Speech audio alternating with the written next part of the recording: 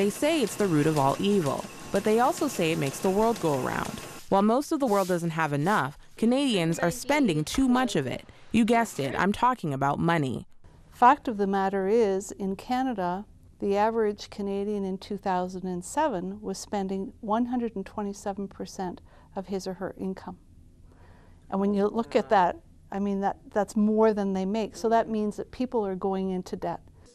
Karen Bjerland is Vice President of Sales for Faith Life Financial, a Christian-based financial services company. Particularly, I think, in the Christian community, we tend to think of it as dirty, you know, it's a taboo, you know, it's a sign of selfishness. But truly, it's the love of money that is the problem.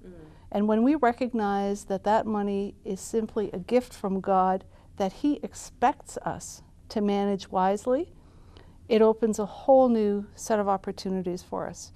Bjerland says that when it comes to money, many people simply don't understand it, and there's numbers to prove it. In 2008, Canadian household debt was at an all-time high of $1.3 trillion. 85% of Canadians report having outstanding credit card debt. An estimated 58% use their credit cards to pay for day-to-day living expenses, and 21% can't manage their debt load.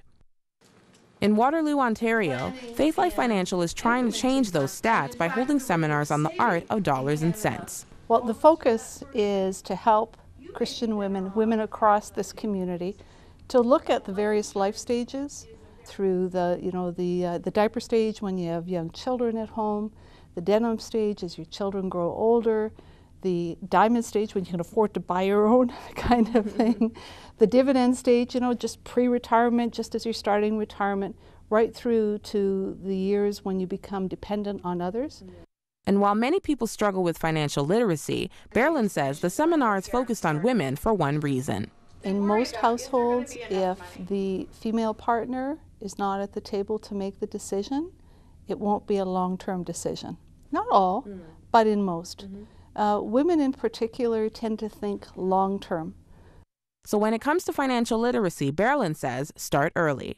Individuals who learn those principles and those values early in life don't struggle nearly the same way that individuals who don't learn those values. She also says when it comes to money, people often think it's too late to turn things around. Quite often women will wait to do things like purchase a life insurance policy on their lives, particularly if they're stay-at-home moms. They may not understand the economic value of their contribution to their family. That's just not fact. It's never too late to consider what your options are. No one understands how important it is to know your options better than Faith Life client Meredith Thompson. I was a stay-at-home mom. And when I first got married, I had the Cinderella syndrome, and so my expectation was he would take care of everything and I wouldn't really have to do anything, just be a mom and stay at home. And he died when I was 45. Having never managed household finances, Thompson, a widow with 2 children, met Faith Life financial advisor Celia Desir at an event. I think you really need to look at your views on money. And we know women live a little bit longer, so it's really, really important to start putting money into an RSP. Not only do we live longer than men, but we normally are out of the workforce as well, so we'd probably get less things like CPP and OAS and so on and so forth. So just really have a holistic plan. Sit with somebody that you trust, somebody that you know, somebody that you refer to maybe, and really just do a complete plan so you can understand what you have and how you can use it effectively. Thompson's story isn't unusual, says Karen Bjerland. And while relying on your spouse to handle the money isn't a bad thing, knowing nothing about your finances is, she says. Should the unthinkable happen and, you know, illness occur or death occur, there's nothing, I mean, you're going through tremendous trauma and, you know, emotional strife to begin with. To add the burden of not knowing, you know, where the money is or how to budget, or, you know, where the checking process resides and all of those sorts of things, I mean, that just creates another whole level of stress and difficulty. Got a pen handy? Good. Here are some tips Bjerland has to get you back on track financially. About 50% of your available income should go to must-haves. Must-haves are the things like your mortgage, you know, food, taxes, you know, car payments, all those sorts of things. And then the remaining 50% is split into two. 30% for the wants and 20% for saving. And that 20% is allocated for retirement saving, for setting up an emergency fund, for charitable giving, that sort of thing. Mm-hmm. That gives you 30% of your income over which you have a whole lot of flexibility and control, because you can control the wants. They're things that you don't need to have, but they're things that you'd like to have. So if you follow that very simple strategy, you can set a budget. And for singles, Bjerland says, talking about money with your potential spouse is extremely important. More than half of divorces in Canada are related to some sort of dispute or misunderstanding or lack of communication, primarily around money.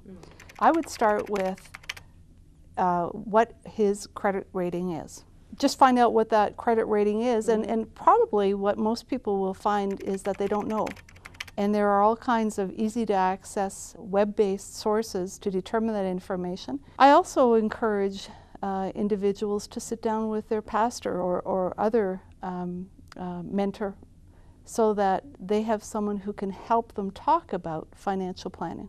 She also says, along with a marriage license, couples need a financial document. Even before they get married, they can agree with the help of a financial advisor, perhaps, to a written document that outlines what their dreams and goals are together and how they can accomplish those dreams and goals through financial planning. And once it's in black and white, it's much, much easier to avoid those arguments and disagreements. As a faith-based organization, Faith Life Financial wants to emphasize to its clients not only the importance of taking care of your money, but also sharing that money with the poor. And that's why they've teamed up with World Vision's One Life experience. Through this makeshift African village, Canadians get to experience what it's like to live in a country ravaged by HIV and AIDS. Traveling across the country, the One Life experience puts you in the shoes of Ugandan children. Today, I was Stephen. It's now time to be tested to see if you have contracted the virus. I'll tell you when it's time to step forward to get your test results. Miriam and I have suffered so much. We barely survived. And now this? I've seen how people treat orphans who have AIDS. Other children will say to them, "You're a dead body." And I mean, especially when you get Paulette Kinmond is Senior Manager of Planned Giving. I work with donors, and especially women who want to know more about financial awareness and how, if they're sponsoring a child or they've been giving money to World Vision, and how that can continue on now and even after their passing. But many Canadians don't know they can give even after they're gone, she says. Right now, statistically, only 7% of Canadians as a whole have a will in place. And a very small portion of them have actually recognized charity in their will. In addition to helping change lives in the majority world, Planned Giving has tax benefits, says Kinmond. It actually will allow their will to receive more benefits from the tax breaks that they'll get, so that whoever their beneficiaries are will actually reap more from that. Watching people reap the benefits of financial literacy is something Karen Bjerland wants to see. And through Faith Life seminars, she hopes people come away with 5 things. Talk about money, number 1. Number 2, know where you are today, because a financial plan is nothing more than a map of the journey that you want to take. 3, know exactly where you want to go, and that destination may change, every once in a while. Then you can sit down and write the plan. I can't emphasize enough the importance of committing that to paper, because when it's on paper, we can together look at our progress and measure it with some level of objectivity. Not always, but with some level of objectivity. And the 5th is to believe that it is never too late to make financial plans that help you celebrate God's gifts. For more information on World Vision and Faith Life Financial, and for more tips on financial literacy, visit 100huntley.com. In Waterloo, Ontario, I'm Bridget Antwi for 100 Huntley Street.